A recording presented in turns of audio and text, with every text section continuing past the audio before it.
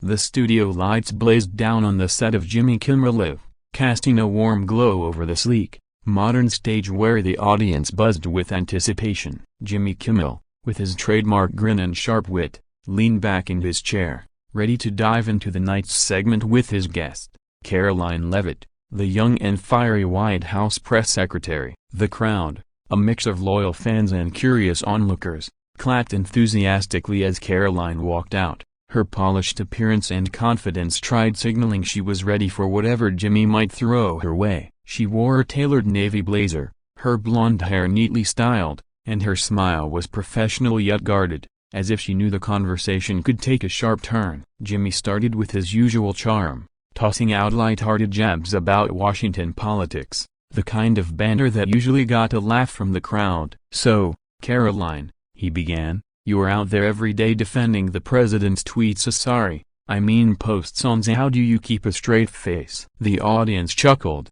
but Karoline's smile tightened just a fraction. She leaned forward, her voice steady but with an edge. "Jimmy, I think it's easy when you believe in the vision. The president's communication style is direct, and people appreciate that authenticity." The crowd murmured, some nodding, others skeptical, as Jimmy raised an eyebrow. Sensing an opening, he pivoted to a hotter topic, the recent controversy over a dinner hosted by the president for investors in his new crypto venture, a subject that had been making waves across news outlets. "Let's talk about this crypto dinner," Jimmy said, his tone playful but pointed. "Folks paid millions to sit with the president. That's not exactly a casual pizza night, right?" Karoline didn't flinch. "It was a private event, Jimmy, not a White House function. The president's allowed to have a personal life." The audience stirred, some clapping, others whispering, as the tension began to build. Jimmy, never one to let a vague answer slide,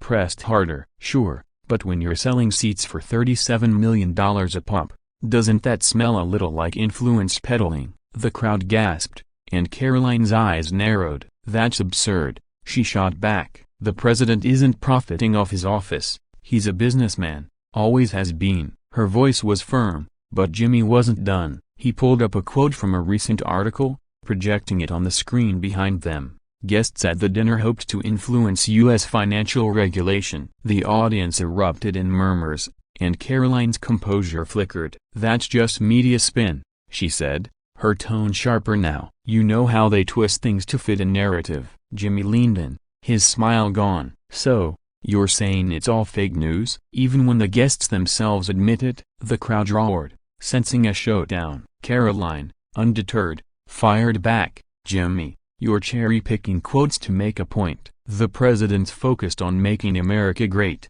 not your late-night sound bites." The audience split, a half cheering, half booing as the exchange grew heated. Jimmy, relishing the moment, pushed further, bringing up another hot-button issue, the president's recent executive order targeting a former cybersecurity official. "How is that not an abuse of power?"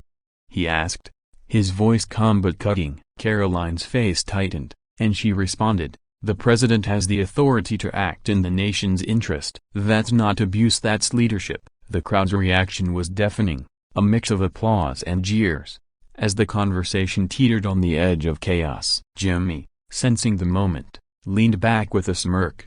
"Leadership, huh? Well, let's take a break before this gets any wilder." The band struck up, and the cameras panned to the cheering audience, but behind the scenes, the tension was palpable. Karoline's team huddled in the wings, whispering urgently, while Jimmy's producers scrambled to keep the show on track. The stage was set for an unforgettable clash, one that would dominate headlines and social media for days. As the commercial break ended, the Jimmy Kimmel Live audience settled back into their seats, the energy in the room electric with anticipation. Jimmy, ever the showman, returned with a glint in his eye, ready to pick up where the fire exchange left off. Karoline Leavitt, still poised but visibly more guarded, adjusted her posture, her eyes scanning the crowd as if gauging their mood. The cameras zoomed in, capturing every nuance of her expression as Jimmy dove back in. "All right, Karoline," he said, his voice dripping with mock curiosity,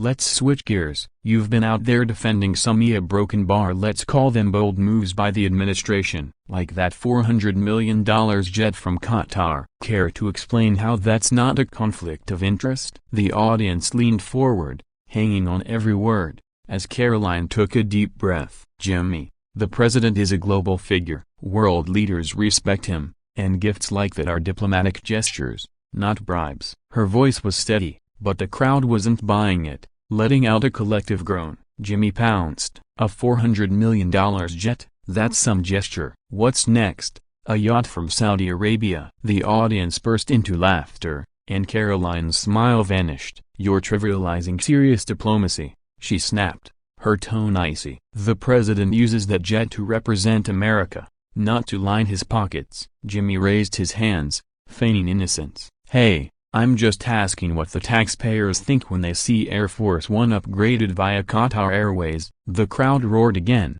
and Karoline's jaw clenched. She leaned forward, her voice rising slightly. The taxpayers elected a leader who gets results, not a talk show host who makes cheap jokes. The audience gasped, some cheering her boldness, others shocked at the direct jab. Jimmy, unfazed, grinned wider. Ouch, Karoline, I thought we were